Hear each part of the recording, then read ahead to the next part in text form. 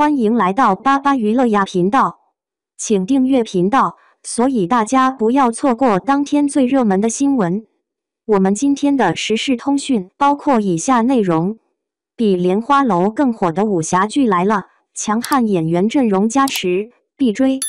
庆余年2已经收官，今年的古装剧市场似乎又变得有些冷清。豆瓣评分虽然从7分升到了7.2分，但这点提升可没法平息观众的不满啊！等了整整5年，可是追剧的感觉和观众的反馈都让人觉得这等待似乎不太值得，有点失望啊！今年古装剧市场整体来看，情况确实不太理想。大唐狄公案一开场就引人入胜，众多明星齐心协力打造了一场对三儿的视听盛宴，看得大家儿心里那叫一个压抑，真是让人过瘾。狐妖小红娘、月红篇现在几乎没啥人关注了，而墨雨云间虽然以前有点名气，但也没能成为大家热议的主流作品。庆余年2热播后，其他作品如《长相思》《国色芳华》《藏海传》和《大凤打更人》等，虽然备受期待，但相比之下都显得普通无亮点。眼前一亮啊，又有一部古装武侠剧官宣啦，好期待啊！富山海官宣阵容后，又放出了先导预告，这部剧真是难得一见的大男主武侠佳作啊！这部小说在粉丝心中被誉为武侠巅峰之作，绝对堪称一流佳作。富山海搬上大银幕，能否为武侠题材带来全新突破呢？咱们拭目以待。咱们先来简单了解下实际情况究竟是怎样的呢？富山海里，萧秋水这角色真是酷毙了。他从小就是个聪明绝顶的家伙，简直就像那些武侠小说里的男主角一样，让人佩服的五体投地。程毅演的也超棒，感觉他就是那个独一无二的萧秋水。他阅读广泛，记忆力超群，既擅长吟诗又擅长作画。他热爱游历四方，尽享自由自在的生活，无拘无束。他经常和朋友们一起站出来，为别人伸张正义，帮助那些弱小的人。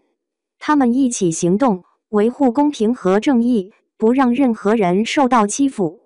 这部小说真的给电视剧创作提供了好多可能，就算咱们就按照小说原本拍，也能给观众留下超深的印象。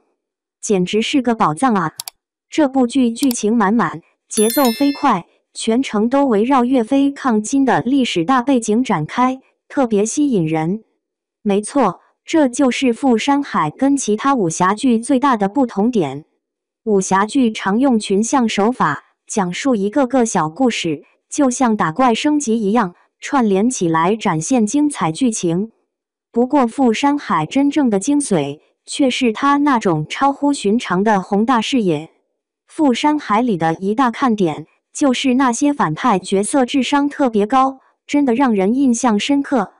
原著把各种反派刻画得非常细致，有了这些厉害的对手，男主角的帅气和特别才显得更突出。所以，当反派角色被改编成影视作品时，肯定不会简单的一笔带过，肯定会重点展现制作团队的专业水准，直接关乎作品是否会被乱改一通。富山海剧组公布的名单一看，真的是高手如云，人才汇聚啊！导演任海涛和编剧刘芳可是老搭档了，他们联手打造的莲花楼一下子火了起来，真是让人意外又惊喜。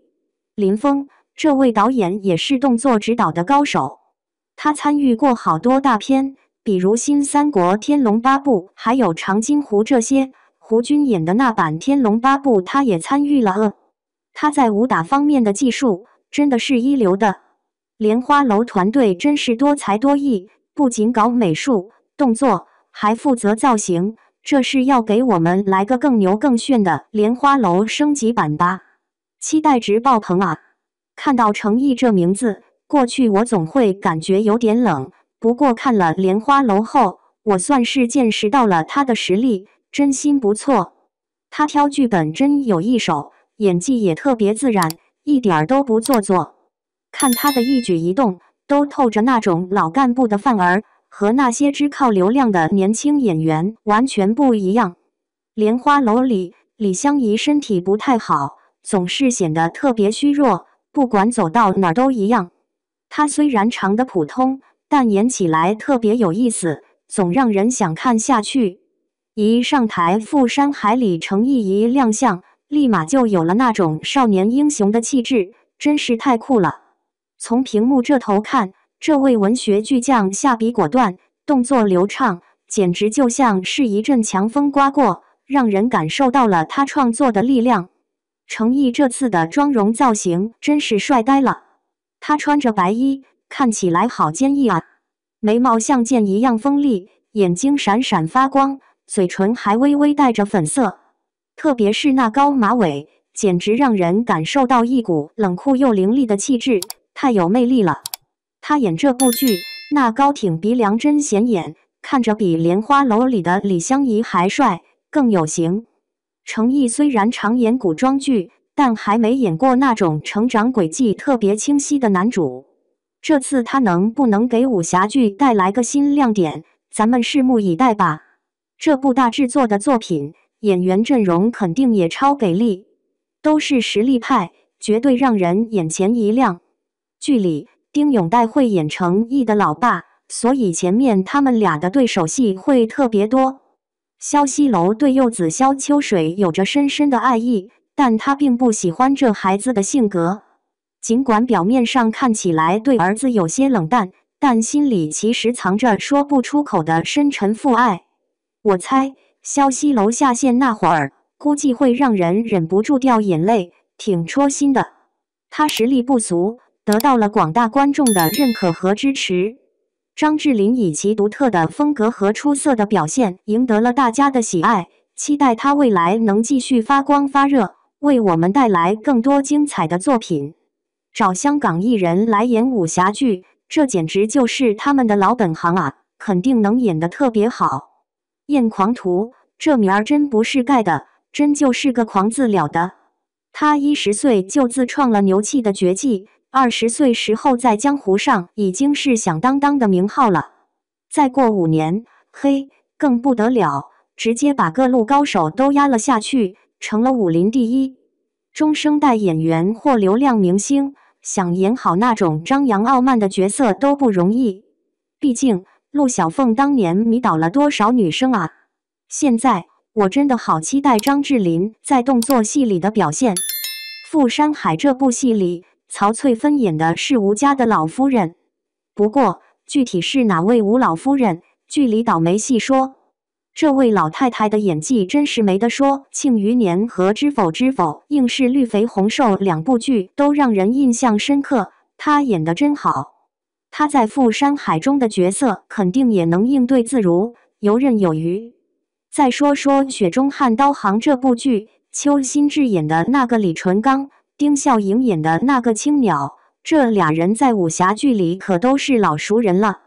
整部剧看着就高级，简直就像是莲花楼的升级版。